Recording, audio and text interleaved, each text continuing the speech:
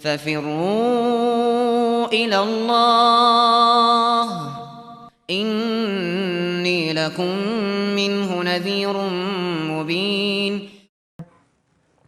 Nah, ini pertanyaan cukup panjang nih. Tentang bagaimana hukumnya membuat akte lahir palsu. Dia mengatakan di sini, tunggu Anda baca ini.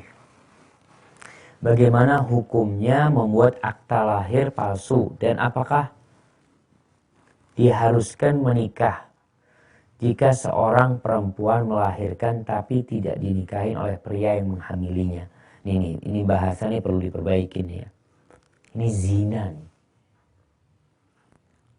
Karena kita lihat ada bahasa-bahasa yang akhirnya dosa itu jadi remeh. Bahasa dihamilin. Dizinai, dia berzina dengan seorang laki sampai dia hamil. Dan kita tahu dosa zina termasuk dosa yang paling besar. Tapi tidak dinikahin oleh pria yang menghamili, yang berzina dengan dia. Karena pria itu lebih memilih menikah dengan wanita lain. Apa yang harus wanita itu lakukan? Karena mengingat anak yang meski tidak berhak untuk dapat nasab dari ayahnya dan juga hak warisan, terlebih lagi anak akan butuh akta lahir yang sah secara hukum negara untuk kelanjutan pendidikannya. Ibu dari anak itu bertahan untuk tidak menikah setelah 3 tahun. Hanya demi memperbaiki hubungan dengan ayah anaknya. Meski hanya sebatas untuk dapat membuat akta lahir yang sah saja.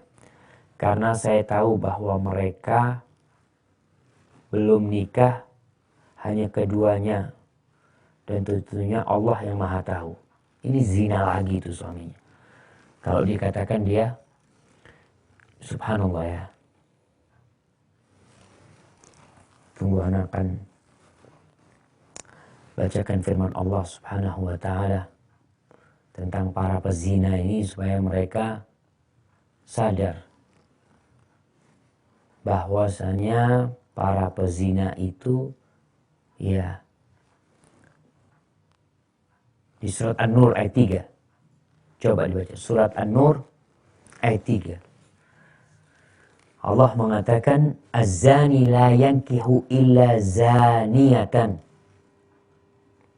Seorang pezina dia tidaklah menikah kecuali dengan pezina juga.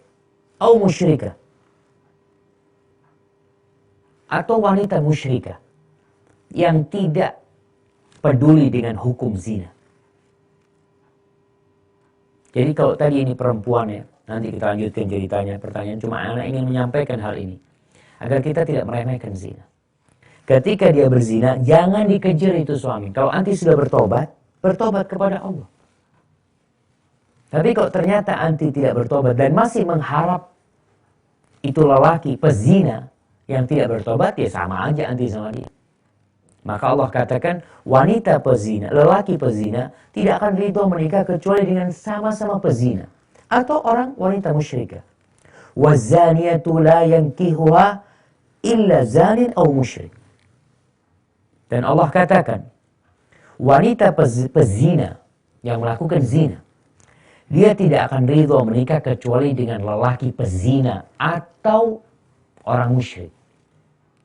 Musyrik yang memang tidak urusan dengan halal haram. Dan Allah mengatakan wa hurrima dzalika 'alal mu'minin. Dan diharamkan hal itu buat orang-orang beriman. Kalau anti merasa beriman, jangan mengharap lagi dari pezina yang menghamili anti. Dari bapak biologis itu anak.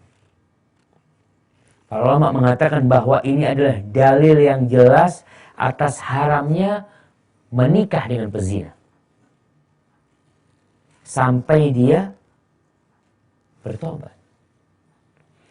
Maka kalau melihat apa yang anti ceritakan, bahwasanya anti masih berharap. Dan anti mengatakan tahu bahwasanya itu lelaki hidung belang memang belum menikah tuh sama perempuan yang lainnya. Ini yang ditulis di sini ya. Mudah-mudahan Anda tidak salah memahami. Kemudian, dan tentunya Allah yang Maha Tahu. Nah, semoga hal ini jadi pelajaran bagi remaja yang lain, bahwa zina itu benar-benar menghancurkan wanita. Benar-benar menghancurkan. Wanita mengatakan, saya ridho dengan kejadian ini karena ini sebagai cambuk bagi saya untuk mendidik anak saya ke depan. Dan bahwa dengan kejadian ini jualah saya bisa merasakan nikmatnya mengadu pada Allah Sang Maha Pencinta. Karena saat saya dalam buaian kasih sayang ayah dan anak saya dulu semasih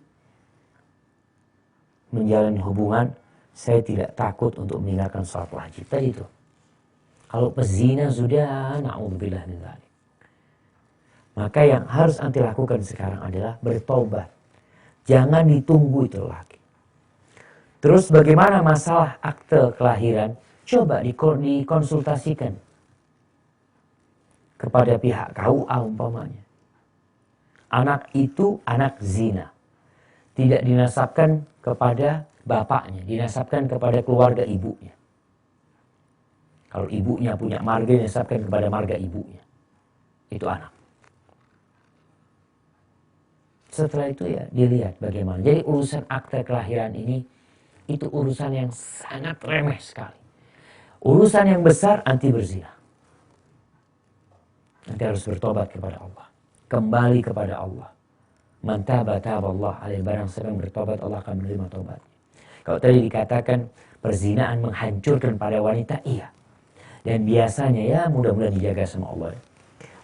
Wanita yang zina sekali, kemudian lelaki yang menzinai dia berzina dengan wanita lain, nanti ditinggalkan. Akhirnya hidup pezina ini akan jadi pezina lagi, berzina dengan yang lain.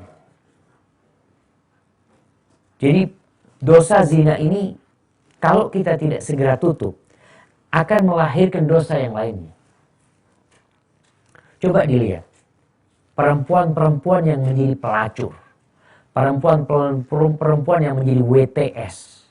Afan, Anda lebih suka dengan WTS, wanita tunasusila, daripada istilah baru sekarang. Wanita tunasusila yang gak beradab itu. Yang tiap hari berzina, yang dia bekerja makan dari sana umpamanya.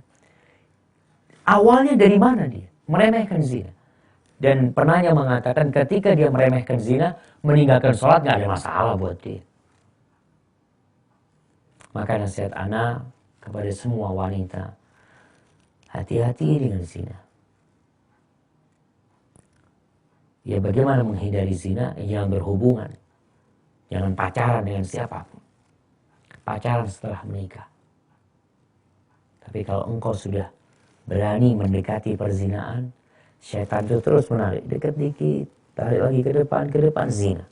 Zina kadang-kala susah lepas dari jeratan syaitan. Hamil dari zina, merusak nama keluarga. Gimana itu anak selama hidupnya? Dia tidak punya wali. Walinya itu anak, kalau anak perempuan adalah wali hakim. Maka ana sangat menghargai pertanyaan ini. Mudah-mudahan Allah mengampuni dosa-dosa anti, dimudahkan urusannya, dan nanti bisa jadi lebih baik.